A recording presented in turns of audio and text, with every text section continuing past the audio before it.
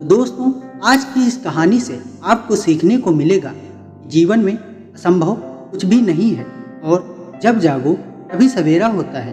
अगर आपको ये लगता है कि मैंने बहुत से बुरे काम किए हैं और अब इन गलत कामों को सुधारने का मौका आपको नहीं मिलेगा, तो आप गलत सोच रहे हैं। जिंदगी सुधरने का मौका सबको देती है।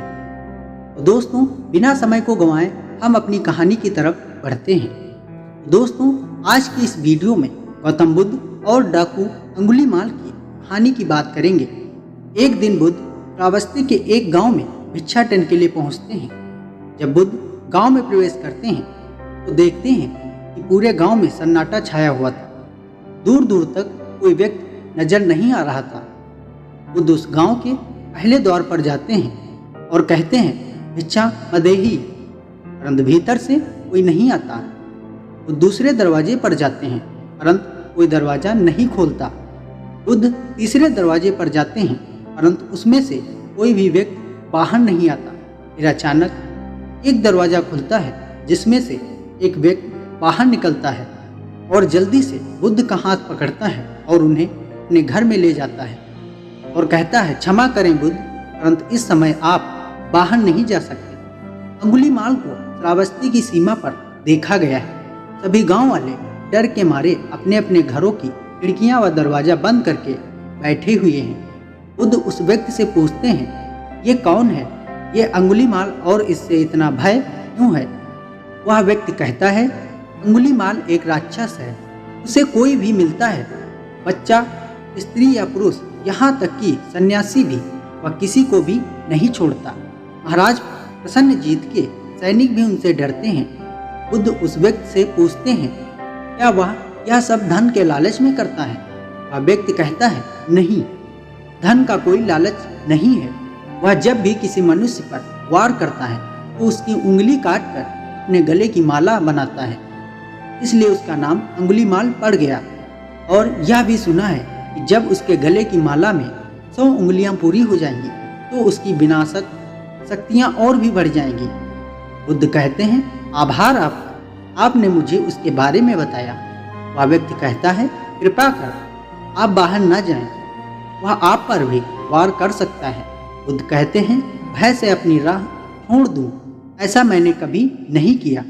मुझे भिक्षा मांगता देख जन जन के हृदय में अंगुलीमाल का भय कम हो जाएगा। वह व्यक्ति कहता है, नहीं बुद्ध, आप मत जाइए, वह बहुत खतरनाक है। बुद्ध कहते हैं, वह खतरनाक नहीं, दुखी है और मुझे उसके पास जाना होगा, उसे मेरी आवश्यकता है। इतना कहकर बुद्ध उस व्यक्ति के पास चले जाते हैं। कुछ दूर चलने के बाद बुद्ध वन में प्रवेश करते हैं। वन में चारों ओर एक सन्नाटा छाया होता है। दूर दूर तक ना तो कोई मनुष्य और ना ही कोई पशु पक्षी दिख रहा होता है, परंतु बुद्ध अपने मार्ग में आगे बढ़ते रहते हैं। अचानक बुद्ध के सामने अंगुलीमाल आकर खड़ा हो जाता है। उसका रूप इतना डरावना होता है कि कोई भी व्यक्ति उससे देखकर भयभीत हो जाए। उसके गले में उंगलियों की माला होती है, चेहरा और हाथ रक्त से सने होते हैं और शरीर बलशाली होता है। उसका रूप इतना भयानक होता है कि किसी भी साधारण व्यक्ति के प्राण तो उसे देखते ही निकल जाएं। परंतु बुद्ध पर अंगुलीमाल के डरावने रूप का कोई असर नहीं होता है। बुद्ध कुछ क्षण तक शांत मुस्कुराहट के साथ अंगुलीमाल की तरफ देखते हैं और फिर उसके बगल से निकलकर अपने मार्ग में आगे बढ़ते हैं। बुद्ध को ऐसा करते देख अंगुलीमाल को समझ नहीं आता कि उसके साथ ये क्या हो रहा है। वह मन ही मन सोचता है कि मुझे देखकर लोग या तो भाग जाते हैं या मुझे देखकर ही मर जाते हैं या फिर मुझसे अपने प्राणों की भीख मांगने लगते हैं। मैंने कई सन्यासियों को भी मारा है, परंतु मैंने आज तक कोई ऐसा व्यक्ति नहीं देखा जो मुझे नज़रअंदाज करके अपने मार्ग में आगे बढ़ जाए। या तो इसने मुझ पर ध्यान नहीं दिया या फिर हो सकता है या देख ही नहीं सकता, परंतु मुझे इससे क्या, मुझे तो अपनी उंगलियों की माला पूरी करनी है। अंगुलीमाल बुद्ध को आवाज़ लगाता है, ए साधु रुक। बुद्ध अंगुलीमाल को नज़रअंदाज करते हैं और अपने मार्ग में आगे बढ़ते रहते हैं। अंगुलीमाल और क्रोधित होकर बुद्ध को आवाज़ लगाता है, ए साधु रुक।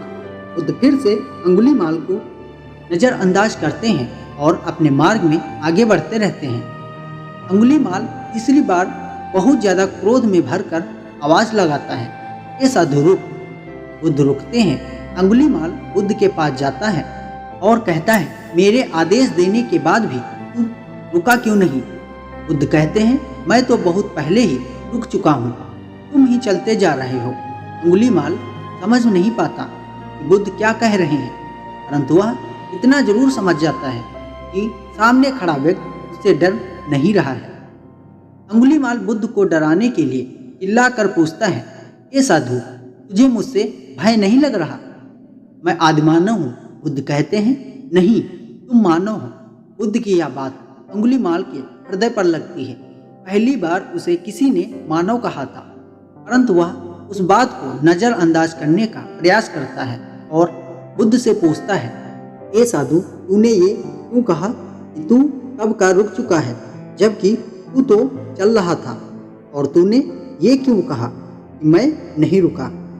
बुद्ध कहते हैं, मैं बहुत पहले ही रुक चुका हूँ। ऐसे सारे बुरे कामों को छोड़ चुका हूँ जिससे किसी भी व्यक्ति को कष्ट पहुँचे। सब जीना चाहते हैं, बस तुम उन्हें करुणा से देखने का प्रयास करो। बुद्ध के ये शब्द दोबारा से अंगुलीमाल के हृदय पर चोट करते हैं, परंतु वह दोबारा से बुद्ध की बातों को नज़रअंदाज करने का प्रयास करता है और इस बार वह और क्रोध में भरकर बुद्ध की गर्दन पर अपनी कटारी रख देता है, जिससे वह लोगों की हत्या करता था। और बुद्ध से चिल्लाकर कहता है, नहीं, मानव में ना प्रेम है ना करुणा है, सिर्फ छल और कपट है। इसलिए मैं सबकी हत्या करूंगा, किसी को जीवित नहीं छोड़ूंगा। बुद्ध कहते हैं, तुम्हें लोगों ने बहुत दुख दिया है। अंगुलीमाल क्रूरता मनुष्य अज्ञान के कारण ही करता है। ईर्षा, जलन, मोह, माया, ये सभी अज्ञान की ही संतानी है, परंतु व्यक्ति वही है जिसमें दया, करुणा, सद्भाव और समझने का उदय भी होता है। अंगुलीमाल, यदि इस जीवन में क्रूर और निठुर लोग हैं तो दयावान भी हैं। बस तुम्हें अपनी आंखों से इस अंधेपन की पट्टी को हटाना होगा जो तुम्हें केवल बुराई ही दिखा रही है। तीसरी बार बुद्ध के शब्दों को सुन अंगुलीमाल का खुद पर से संयम हट जाता है। उसे समझ नहीं आता पहली बार उसे अपना आपा इतना कमजोर क्यों महसूस हो रहा है। वह कोशिश तो करता है क्रोध करने की, परंतु कर नहीं पाता। वह बड़ी हिम्मत जुटाकर क्रोध होने का नाटक कर बुद्ध से कहता है, तुम और व्यक्तियों जैसे नहीं हो। बुद्ध कहते हैं, मैं हर व्यक्ति जैसा ही हूँ, बस जागृत हो। यह सिद्ध कर रहा हूँ कि हर व्यक्ति में जागने की क्षमता है। मेरा मार्ग क्रूरता को दया में परिवर्तित करता है। अंगुलीमाल, तुम अनजाने में घृणा के पथ पर हो। बस इस क्षण रुक जाओ। तुम्हारे भीतर भी यह क्षमता है कि तुम दया और करुणा के पथ पर चल सको। इतना सुनते ही अंगुलीमाल के हाथ से कटारी जमीन पर गिर जाती है और इसकी आंखों से आंसू बहने लगते हैं। भला कोई कब तक बुद्ध को अनदेखा करेगा? अंगुलीमाल रोते हुए बुद्ध से पूछता है, क्या आप वही हैं जिन्हें लोग बुद्ध कहते हैं, जो लोगों को मुक्ति के मार्ग पर चलना सिखाते हैं? बुद्ध कहते हैं, हाँ, मैं वही हूँ और तुम्हें भी मुक्ति के मार्ग पर ले जाना चाहता हूँ। अंगुलीमाल कहता है, परंतु मैं अब बहुत दूर निकल गया हूँ। मैंने बहुत हत्याएं की हैं, बहुत पाप करे हैं। मैं अब चाह कर भी वापस लौट नहीं सकता और मेरा वापस लौटना असंभव है। बुद्ध कहते हैं, असंभव कुछ भी नहीं, जब जागो तभी सवेरा। अंगुलीमाल कहता है, मैं अब पुनः जीवन की ओर नहीं मुड़ सकता, बहुत देर हो चुकी है। बुद्ध कहते हैं कि तुम में इतनी चेतना है कि तुम जानते हो कि जो तुमने अब तक किया है वह बुरा था। इसका अर्थ है कि तुम जानते हो कि क्या अच्छा है और क्या बुरा है। अंगुलीमाल, जिस दिन से तुमने अच्छा कार्य करना शुरू कर दिया, उस दिन से तुम्हारा एक नया जीवन शुरू हो जाएगा। अंगुलीमाल कहता है, मैं कितने भी अच्छे कार्य क्यों न कर लूँ, परंतु लोग मुझे उसी दृष्टि से देखेंगे और मुझे चैन से जीने नहीं देंगे। बुद्ध कहते हैं, अंगुलीमाल, यदि तुमने हिंसा का मार्ग छोड़ा तो मैं तुम्हें मार्ग दिखाऊंगा, तुम्हारा संरक्षण करूंगा, तुम्हें लोगों की घृणा से बचाऊंगा। बस पहला कदम तुम्हें ही उठाना होगा। अंगुलीमाल पूछता है, क्या यह हो सकता है? बुद्ध कहते हैं, अवश्य हो सकता है। तुममें असमान बुद्धि है अंगुलीमाल, तुम परम सत्य के पथ पर बहुत आगे जाओगे। अंगुलीमाल रोते हुए बुद्ध के चरणों में गिर पड़ता है और कहता है, मैं आपको वचन देता हूँ कि मैं सारे बुरे कामों को छोड़ दूंगा और आपके पीछे करुणा के पथ पर चलना सीखूंगा। कृपा कर आप मुझे अपना शिष्य बना लीजिए। बुद्ध कहते हैं, मैं शिष्य नहीं बनाता, बल्कि व्यक्ति स्वयं मेरे संग से जुड़ जाता है। अंगुलीमाल उसी समय बुद्ध का भिक्षु बन जाता है। यहाँ पर एक बात समझनी जरूरी है, बुद्ध किसी को भी शिष्य या भिक्षु नहीं मानते। जो भी व्यक्ति उनके साथ जुड़ता है उसे केवल मार्ग दिखाते हैं और मार्ग पर चलता है। भिक्षु और शिष्य शब्द केवल संघ से जुड़ने वाले लोगों की पहचान होती है। बुद्ध का भिक्षु बनने के बाद उसका नाम अहिंसक पड़ जाता है। दोस्तों, बुद्ध ने जैसा उसका नाम रखा था ठीक वैसा ही वह बन चुका था। जब अहिंसक पहली बार अन्य भिक्षुओं के साथ एक गांव में भिक्षाटन के लिए जाता है, तो गांव के कुछ लोग उससे बदला लेने के लिए उसे लाठी डंडों से पीटने लगते हैं। जब यह बात बुद्ध को पता चलती है तो वो तुरंत उसे बचाने के लिए उसके पास पहुंचते हैं और अपने शरीर को उन लाठी डंडों के बीच में ले आते हैं जो अहिंसक को पड़ रहे थे।